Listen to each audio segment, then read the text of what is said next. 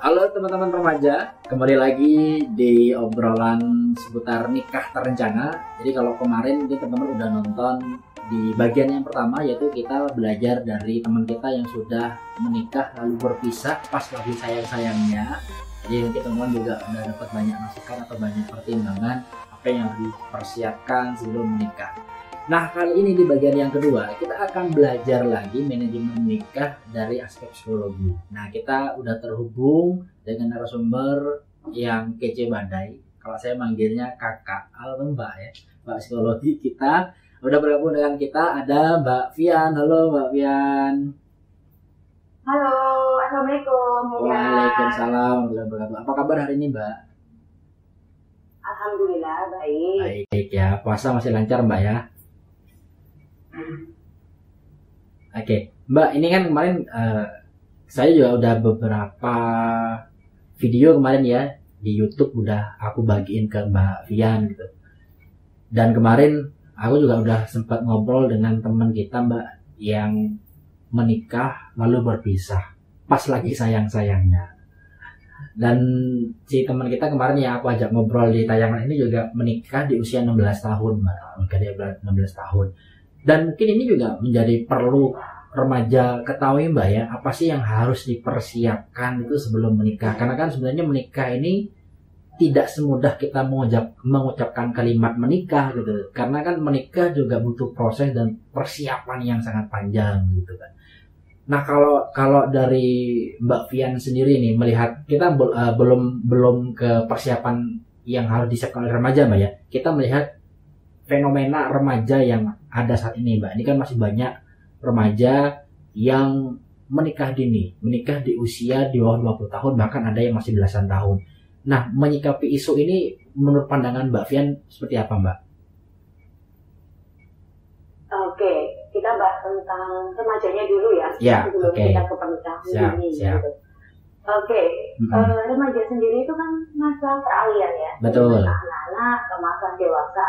Dan di situ pasti akan terjadi perubahan secara psikologis maupun secara fisik seperti itu. Nah, salah satunya kalau kita mau remaja itu adalah masa-masa pubertas. Nah, di mana masa pubertas itu kan pasti ada rasa mulai ingin menjalin relasi yang lebih dengan rasa suka-sukaan kayak gitu ya. Mulai ada tanda cinta, merah muda lah, merah cantik kayak gitu. Kita boleh suka dengan seseorang dan lain sebagainya, tapi kita sendiri harus bisa melakukan kontrol terhadap hal-hal yang disukai. Apalagi sekarang sudah pergaulan sangat bebas ya. Kalau kita nggak bisa filter, nah bisa jadi akan mengarah pada seks bebas dan lain sebagainya. Kan? Nah, oke. Sekarang kalau kita ngomong terkait dengan teman-teman kita atau remaja-remaja yang saya menyikapi terkait dengan pertanyaan kalau pernikahan dini, ya saya sangat sayangkan ya seperti itu. Kenapa? Karena masa-masa remaja adalah masa-masa yang sangat produktif. Betul. Kenapa kok produktif? Dia masa-masa untuk melakukan aktualisasi dirinya.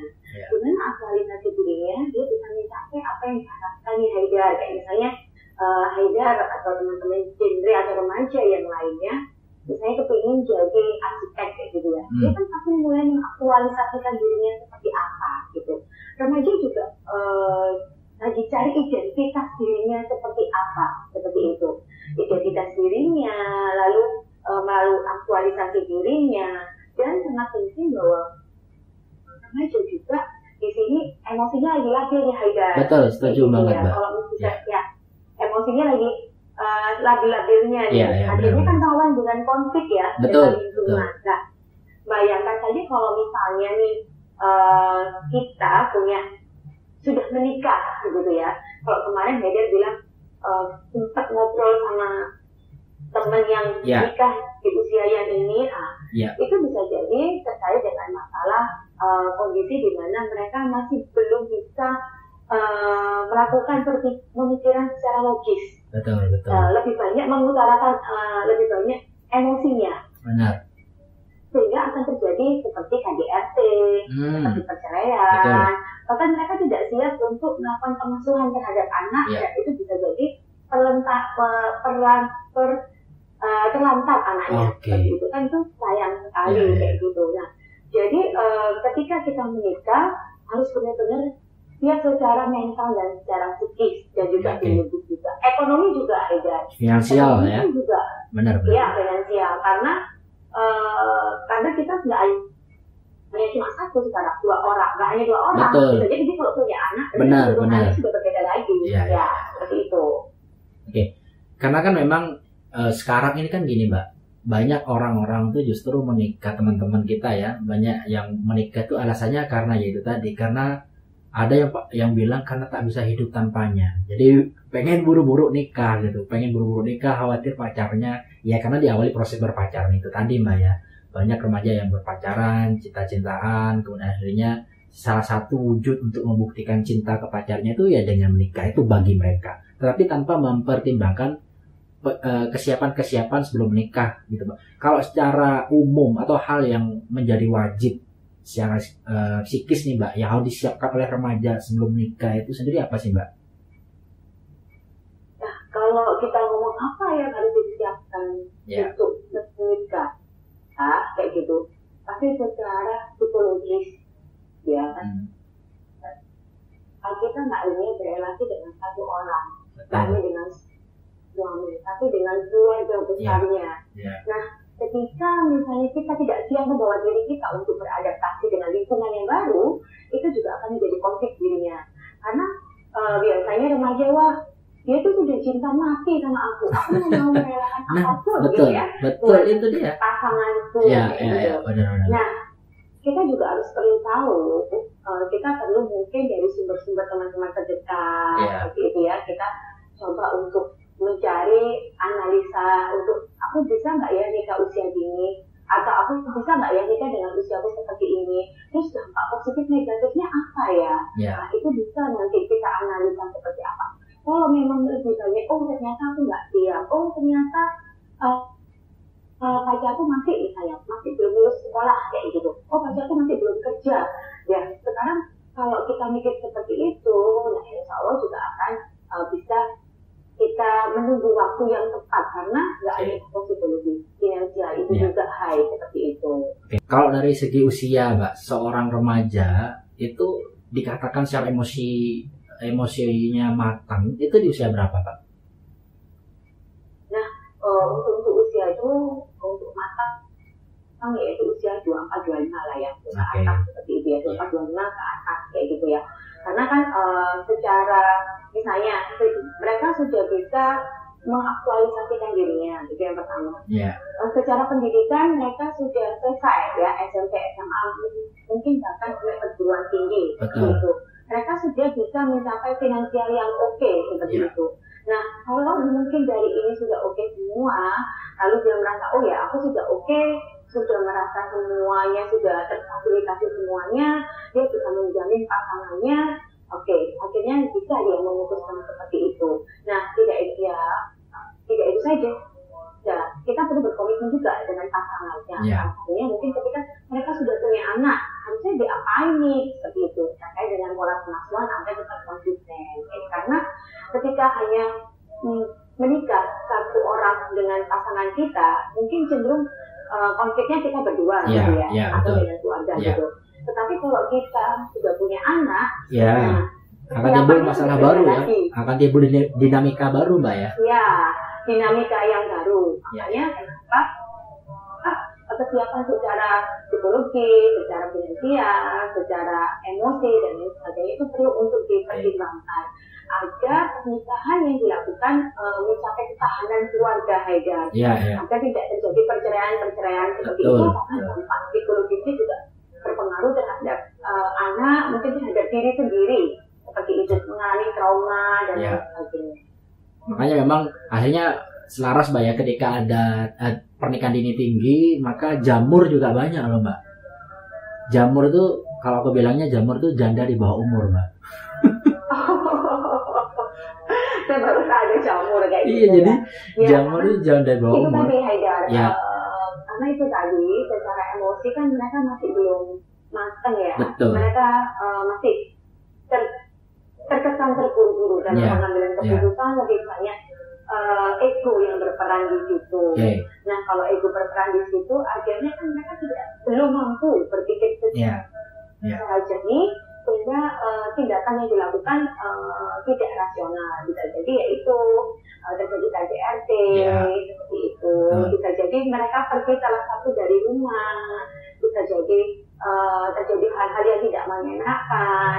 Kalau sudah seperti itu, mungkin akan terjadi perceraian. Yang mungkin semua orang ingin nikahnya utuh gitu ya. Tetapi kalau sudah sampai perceraian, tadi itu sudah dalam tanda kutip sudah tidak ada apa. Okay. Makanya menurut Haida tadi kok banyak jamur ya. Iya, benar-benar.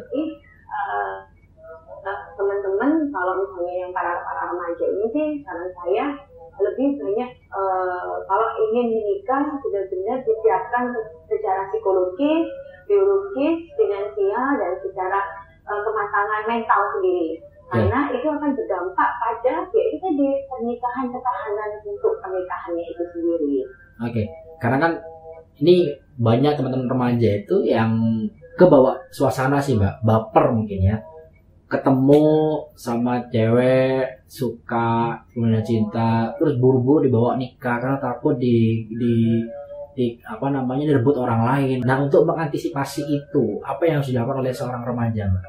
Agar tetap bijak dalam perasaannya, bijak dalam mengontrol emosinya, gitu, Mbak. Oke, agar tidak terjadi hal itu ya. Pertama, kita harus cari informasi aja yang tadi saya ngomong ya.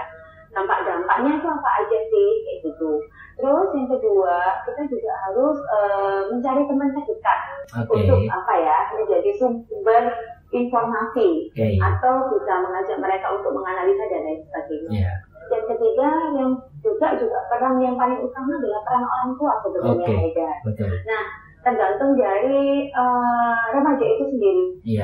Dan keluarga itu sendiri. Kalau misalnya remaja itu punya kedekatan terhadap keluarga dan dia bisa terbuka dengan keluarganya, nah insya Allah itu lebih mudah untuk menggiring remaja ini dalam pengambilan keputusan.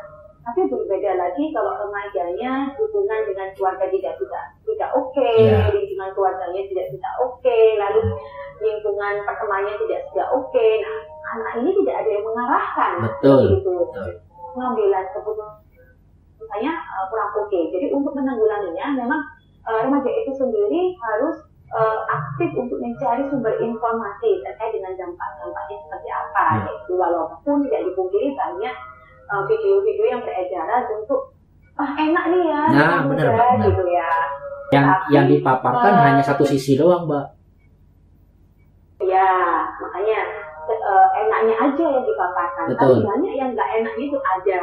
Jadi nggak hanya kita memaparkan yang mencari yang sumber enaknya aja, tapi kita juga mencari dari sumber nggak enaknya itu apa. Lebih banyak apa sih positif, apa negatifnya. Nah, mungkin nanti kalau faktor-faktor kesehatan itu juga berpengaruh ya, Betul. Nah, kalau dalam itu kan tidak boleh terlalu mudah juga ya, juga berpengaruh terhadap kesiapan rahim juga, seperti itu ya. Itu nanti ada pakar dokter yang akan lebih expert untuk menjelaskan hal itu. Gitu. Tapi yang jelas untuk menikah itu tidak terlalu mudah. Usianya tidak terlalu mudah karena apa? Kesiapan rahim juga berpengaruh terhadap ibu itu sendiri. Secara kesehatan juga berpengaruh. Nah, kenapa? Maaf, putus-putus ya. Secara kesehatan juga berpengaruh tentunya, Mbak. Secara kesehatan juga berpengaruh. Makanya itu untuk menanggulangi hal itu agar remaja bisa lebih positif, tidak bisa untuk menahan untuk tidak menikah dini, itu nggak harus nonton yang positifnya, tapi coba dianalisa secara positif apa, secara negatif itu secara apa. Tapi memang peran keluarga di sini penting, gitu. Remaja itu sendiri itu bukan apa-apa, karena kan bisa jadi juga ada juga secara kultur ya, secara budaya juga ada seperti itu. Nah, tapi saya rasa sekarang banyak anak-anak remaja yang sudah sekolah dengan pendidikan yang tinggi, bahkan kultur itu sudah mulai benar. Justru kalau sekarang udah ada pergeseran faktor, Mbak. Jadi kalau dulu mungkin faktornya karena budaya, ada tuntutan dari orang tua. Justru kalau sekarang ini adalah kemauan sendiri, Mbak. Beberapa teman-teman saya yang saya tanya kenapa kok dia memilih menikah ini saya tanya alasannya, iya karena kemauan sendiri, bukan ada dorongan dari luar atau dari orang tua. Nah ini yang mungkin adanya kontrol emosi yang tidak baik mungkin Mbak ya. Ya, karena kemauannya sendiri kayak gitu. Kan terlalu mengambil keputusan terlalu cepat ya. Betul. Bisa jadi dia tidak ada teman untuk curhat, teman dekat. Jadi peran teman sebaya juga dibutuhkan Mbak ya. Oh iya, betul sangat itu dibutuhkan. Kalau misalnya ada oh ya aku pengen nikah karena keuntungan itu sendiri. Ada juga iya aku pengen nikah tujuanku adalah biar aku secara ekonomi bisa ada yang mampu. Gitu. Berarti kan nilai pernikahan itu bukan nilai yang sebenarnya, hanya nilai ekonomi. Betul. Nah sekarang untuk menikah kan nggak hanya masalah ekonomi, banyak aspek yang perlu untuk di komitmen. Nah nih Mbak, untuk teman-teman, barangkali kan teman-teman yang nonton ini ada rencana dalam dekat ini menikah di usia yang belum ideal. Karena kan kalau di BKKBN sendiri, di Genri sendiri Mbak ya, itu kan kita menetapkan usia nikah yang ideal itu minimal 21 tahun bagi perempuan dan 25 tahun bagi laki-laki. Nah kalau misalkan ada teman-teman nih yang nonton tayangan kita ini pengen menikah di bawah usia itu, apa Mbak pesan yang ingin disampaikan oleh Mbak Vian untuk teman-teman nih Mbak? Maaf, keputus Haider apa? Yang ingin pesan yang ingin disampaikan untuk teman-teman yang hari ini mungkin ada yang pengen menikah di usia yang belum ideal atau di usia yang muda Mbak. Oke, pesan saya buat teman-teman remaja atau teman-teman remaja genre dan remaja yang ada di Indonesia, misalnya kalau ingin menikah, coba kita harus bisa merefleksikan diri sendiri dan kita memang harus siap secara psikologis, secara kesehatan juga, ya, secara mental juga dan secara fisik. Karena pernikahan itu kita harus bisa beradaptasi dengan keluarga, dengan pasangan kita seperti itu.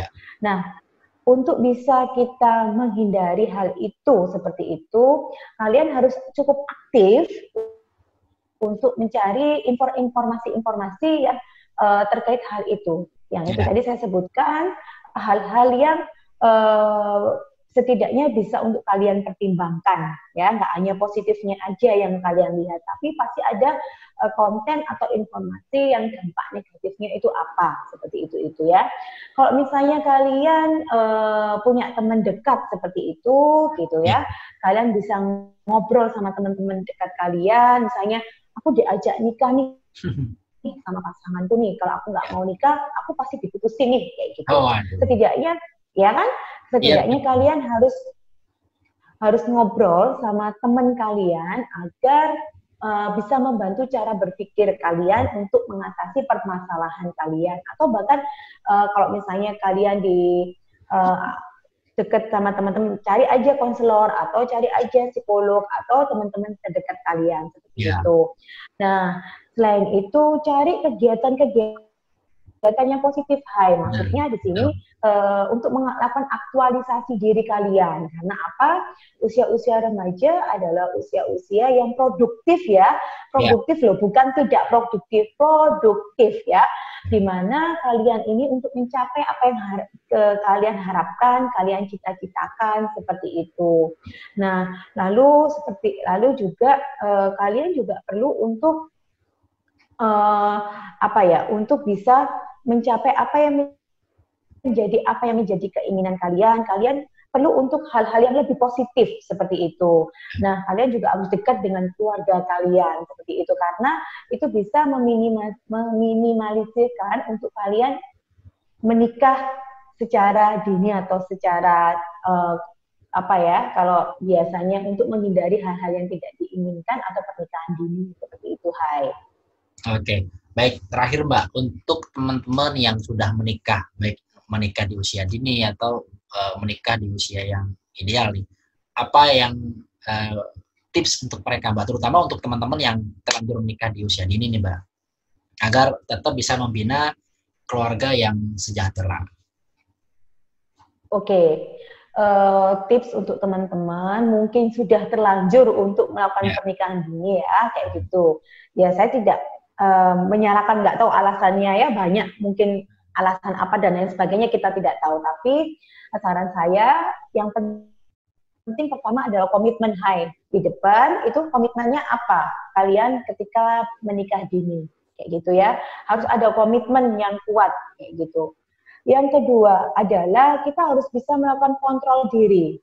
Dalam artian, ketika kita menghadapi suatu permasalahan, kalian tidak terburu-buru untuk terpancing secara emosi.